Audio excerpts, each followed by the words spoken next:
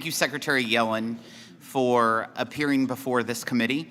I understand that it was 30 years ago this week that you were first nominated to a public sector role as a member of the Federal Reserve Board of Governors. It's a noteworthy record of service. I congratulate you, and I appreciate your willingness to answer our members' questions today.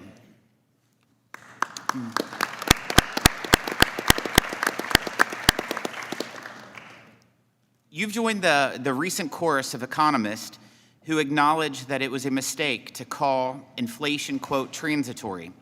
But it's worth noting the fundamental mistake, President Biden's reckless tax and spend policies that have sent the cost of living skyrocketing almost 20% since he took office. Families pay more today for pretty much everything than the day Joe Biden was sworn into office. Real wages are almost 4% lower than when he became president. The Federal Reserve has hiked borrowing rates to try to control inflation. Mortgage payments for the median price new home are now nearly $1,200 higher per month. Prices at the store are up. The cost of a gallon of gas is roughly 50% higher today than when President Biden took office. These are the facts. This is the reality that American families are living in President Biden's economy. Instead of allowing families hit by these high prices to keep more of their hard-earned money, President Biden wants the highest tax increase on families and small businesses in American history. Last week, President Biden called for the Trump tax cuts to expire, promising, quote, "If I'm reelected, it's going to stay expired."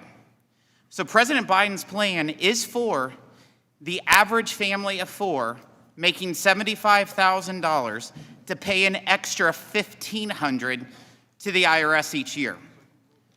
President Biden's promise is that the child tax credit will be slashed in half.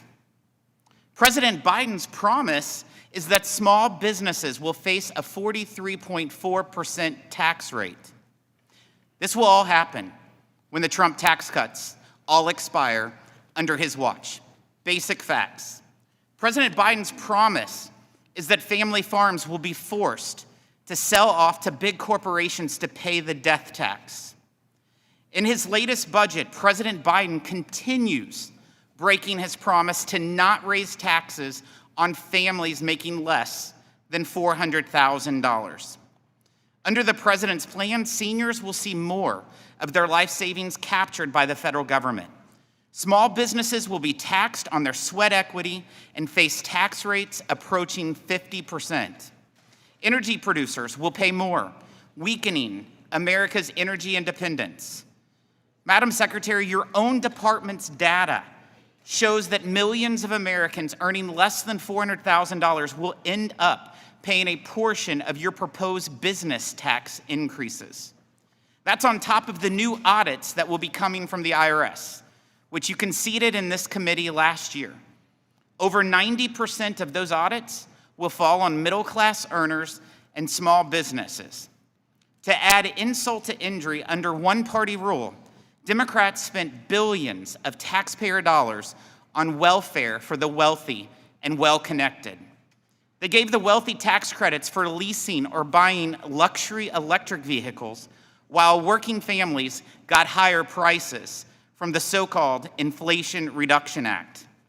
Under that same law, the Biden administration is sending billions of taxpayer dollars to Chinese companies tied to their communist government, all in the name of climate change. China is an adversarial nation spreading its influence around the world at the expense of American workers and producers.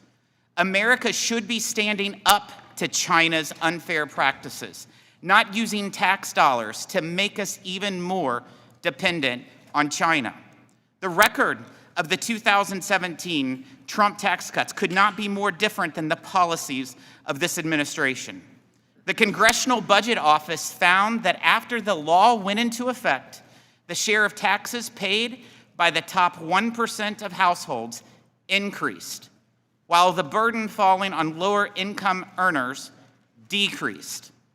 Real median household income increased by $5,000, a bigger gain than the prior 8 years combined. The officially reported poverty rate dropped to its lowest level in U.S. history, and Black and Hispanic unemployment reached historic lows.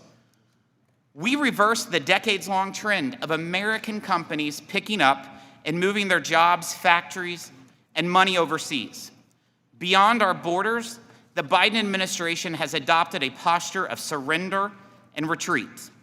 The OECD global tax deal the administration is trying to negotiate would surrender America's tax revenue and jobs to foreign countries. Congress writes the laws, not bureaucrats negotiating behind closed doors. This deal has no path forward in this Congress. I hope today we can get some answers on why President Biden insists on tax hikes for working families, while the wealthy and well-connected receive cash handouts for their Green New Deal spending. Thank you for appearing today, and I look forward to our testimony.